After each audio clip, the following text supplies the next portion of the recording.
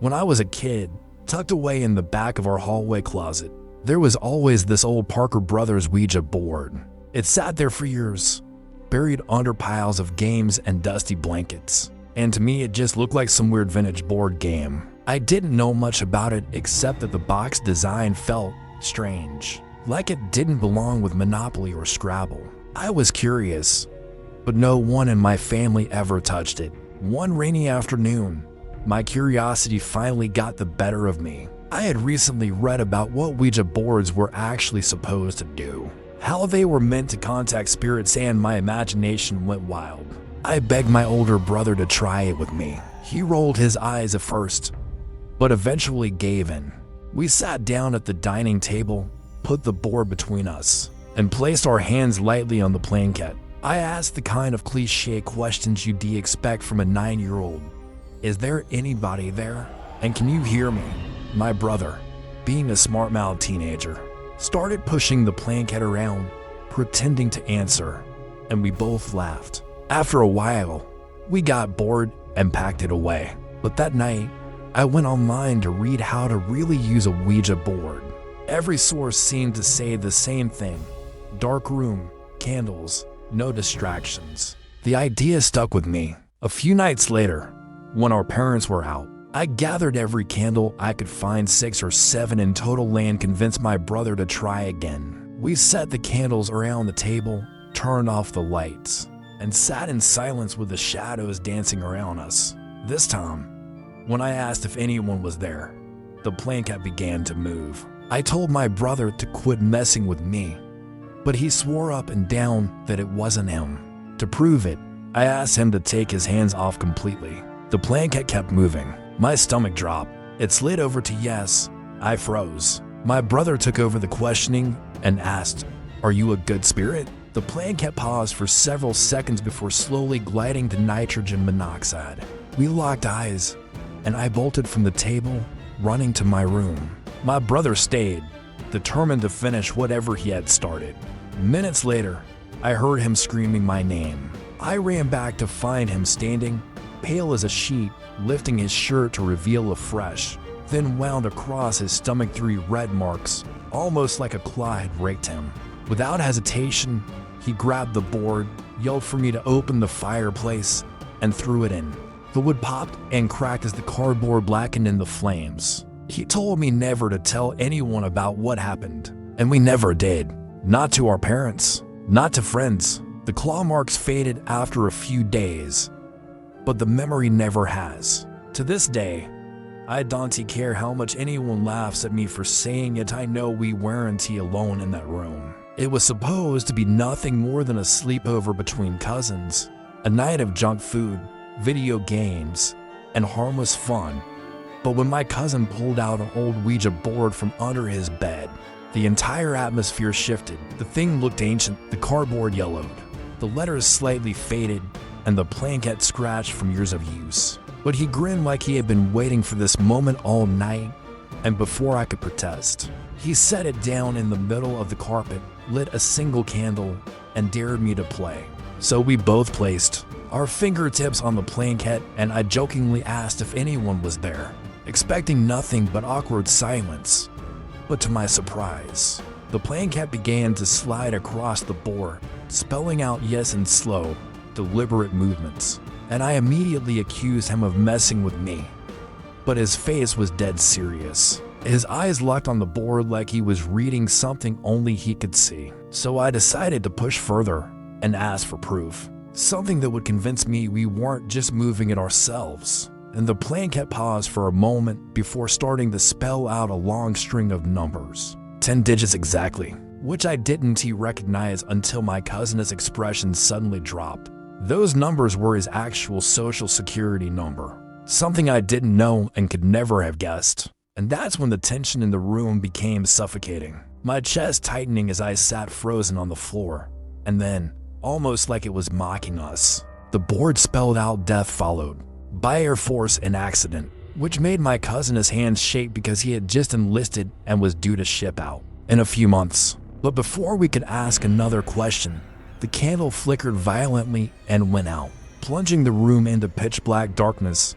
We scrambled for the light switch, my heart pounding in my ears. And when the overhead light flickered on, my stomach dropped. Standing in the doorway, where no one had been moments before, was a porcelain doll, about 2 feet tall, with pale cracked skin, glassy blue eyes, and a faint smile that seemed almost smug. And the strange part was my cousin didn't own a porcelain doll. Neither of us had ever seen it before. Yet there it was, perfectly centered in the doorway as if it had been placed there deliberately. And when we stepped toward it, a chill like ice water ran down my spine, the air thick and hard to breathe. So my cousin grabbed the doll, opened the back door, and hurled it into the yard. But when we looked out the window minutes later, it was gone, vanished without a trace, leaving behind only the unsettling knowledge that something had been in that room with us. Something that knew personal secrets, predicted tragedies, and if the doll's sudden appearance meant anything, had the power to manifest in the real world. A truth that has haunted me ever since that night. It started on a quiet Saturday night when boredom pushed me and friends to dig out an old Ouija board from the back of my closet, the kind of thing you keep around as a joke or a conversation piece. But for some reason, we decided to actually use it, setting it on the coffee table and lighting a couple of candles just to make it feel authentic. And at first it was the usual silly questions: what's your name? How old are you? Are you a ghost? But then the planket began to move in slow, deliberate motions, none of us admitting to pushing it, until it spelled out a single word: tomorrow. And when I asked what was supposed to happen, tomorrow, it repeated the same word over and over until the hair on my arm stood up and my friends exchanged nervous glances, because there was something about the simplicity of it, the finality, that made it far more unsettling than a long cryptic message. So eventually we laughed it off, blew out the candles, and went to bed, though I'll admit I barely slept. And the next day, I understood why. I was walking my dog in the morning when he suddenly yanked the leash and darted toward the road, pulling so hard I lost my grip, and I watched in horror as he bolted into the street right in front of a speeding car, the tires screeching as the driver swerved just in time to miss him by inches. My heart pounding so hard it felt like it might burst, and I remember thinking, is this what tomorrow meant? But I barely had time to catch my breath before the second thing happened later that afternoon. While sitting in my living room, I heard this strange creak from above, like wood bending, and before I could even stand up, the ceiling fan directly over my chair snapped loose from its mount and came crashing down, the blade smashing against the coffee table where my head had been not even a second earlier, sending shards of plastic and metal across the room. And in that moment, the reality hit me like ice water down my spine. The board hadn't even giving us a vague warning. It had been counting down, marking the day when something or maybe several things would try to take me out. And I couldn't shake the thought that maybe there had been more. That if I'd gone somewhere else or done something different, there could have been another accident waiting for me. But the most chilling part wasn't just the events themselves. It was the way they felt connected, like someone or something had planned them, like they'd been scheduled in advance. And from that day forward, I've never touched a Ouija board again. Because once you've had something tell you exactly when danger is coming and then watch it unfold, you stop thinking of it as just a game and start realizing you may have opened a door you can see close. It was one of those late summer nights when the air feels heavy and electric, the kind of weather that promises a storm, and I was home alone, sprawled on the couch listening to the distant rumble of thunder, when my eyes fell on the old Ouija board sitting on the shelf. Something I'd picked up from a flea market months before and never used, and for reasons I can't explain, the storm felt like the perfect backdrop to try it. So I turned off the lights, lit a couple of candles, and placed the board on the coffee table, my fingertips resting lightly on the planket as the rain began to patter against the windows. And at first nothing happened, just the sound of my own breathing and the occasional creak of the house settling. But then, as the wind picked up, I asked the usual question, is there anyone here? And to my surprise, the planket slid to yes, slow but steady, and I felt a cold wave of air brush past my cheek even though all the windows were closed. So I asked, who are you? and it began spelling something I didn't recognize, letters jerking one by one. Before the sound of footsteps came from the hallway, soft at first, then louder, deliberate each step, echoing through the quiet until they stopped just outside the living room door, my heart hammering in my chest as I tried to convince myself it was just the storm messing with my nerves. But then I saw it, a shadow, long and thin, stretching across the wall as if someone was standing just out of sight.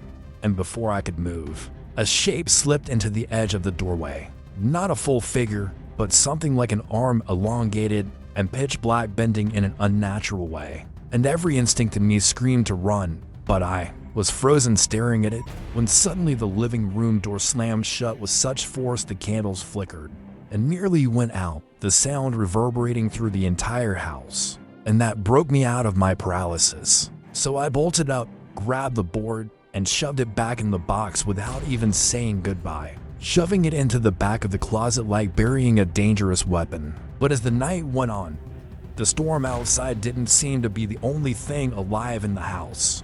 I could swear I heard faint tapping on the walls and something brushing against the floorboards. And when I finally crawled into bed, I kept glancing at my bedroom door, half expecting it to slam shut on its own, but it never did. Instead, when I woke up the next morning, the Ouija board was no longer in the closet where I had left it, but sitting neatly in the middle of the coffee table, the blanket resting dead center, waiting. And I knew right then that I had made a mistake even touching it, because whatever had come through in that storm wasn't gone, and maybe it never would be. I'd been browsing an antique shop downtown when I saw it, a vintage Ouija board, tucked between stacks of dusty books and old photo albums. Its wooden surface worn smooth from years of use, the letters carved deep and dark, and though I've never been much of a believer, something about it drew me in. So when the shop owner offered to trade it for a couple of old vinyl records I'd been carrying, I agreed without thinking twice, carrying it home like a curiosity to show off to friends. But from the first night it was in my apartment, little things began to field off. At first it was just small disturbances, like my houseplants mysteriously knocked over in the morning or the faint sound of something shifting in my closet when I knew it was empty. But I brushed it off as coincidence. Until one night I was lying in bed scrolling on my phone when I noticed a faint glow coming from the crack under my closet door, which made no sense because there is no power outlet inside and I never keep anything with a light in there. So I got up slowly, my pulse picking up, and opened the door to find the bare bulb above my head somehow switched on, even though I hadn't touched the pull cord in weeks. And when I turned it off and stepped back, a strange heaviness lingered in the room, like the air itself was pressing against me. But I told myself I was being ridiculous and went back to bed, only for the same thing to happen the next night. Light on, door closed. No explanation. By the third night, I was starting to feel watched. Like every time I passed the closet, something just beyond the threshold was staring back. And that's when it escalated. One evening I came home to find the main room light blazing, even though I was sure I'd turned it off before leaving. And the Ouija board was sitting in the middle of the coffee table instead of tucked away in the drawer where I'd been keeping it, the blanket resting on the letter O as of mid-conversation. And in that moment, I finally felt a cold certainty that this wasn't my imagination. That somehow the board wasn't just an object, but a doorway, one I'd opened the second I brought it into my home. So I grabbed it, marched outside, and left it in the dumpster behind my building, dusting my hands like I'd just gotten rid of a piece of trash. But later that night, as I was drifting to sleep, I caught the faintest flicker of light through my eyelids, and when I opened them, my closet was glowing again, the same warm bulb casting shadows across the floor. And I realized with a sick drop in my stomach that the board might be gone, but whatever had come through with it hadn't left.